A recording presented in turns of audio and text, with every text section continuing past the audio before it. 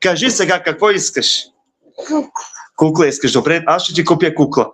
Сега гледаш ли телефонче? Да. Като сме ходили на лекар там, какво е правил?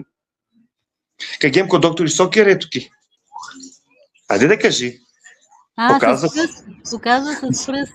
Да, защото доктора и затвори едното око, нали, да й показва, нали, числата и прави така, нали. 1, 2, 3, учи и после затвори другото око, пак и повтаря така, нали, 1, 2, 3 и тя повтаря след него.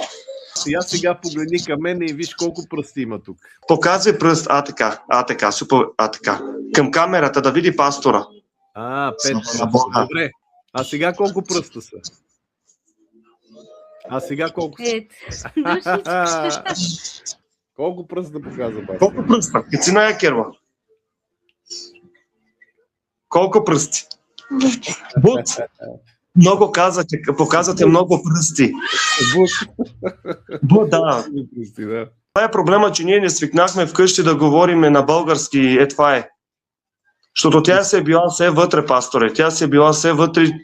Тя не можеше да ходи на училищни заведения, на училище, на детска градинка.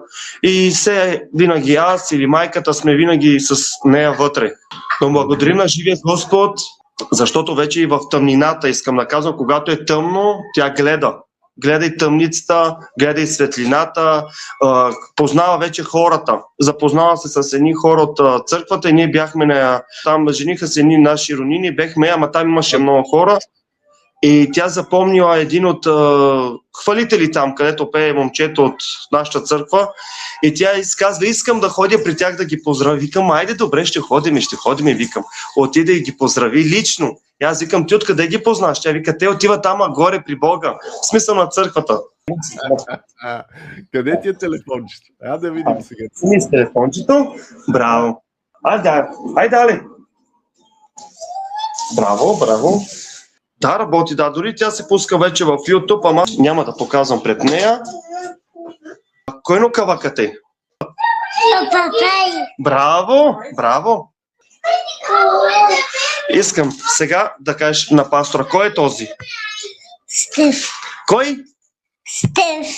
Стеф, добре. Това е нейния брат. Сокер лакате. Какво прави тука? Папариш. Добре. Кой е това? Кой? Не. Да, грозната е тя. Тя не е грозна. Искам сега тук да кажеш на пастора, кой е това тук на снимката? Искам да кажеш. Пуци. Пуци, браво.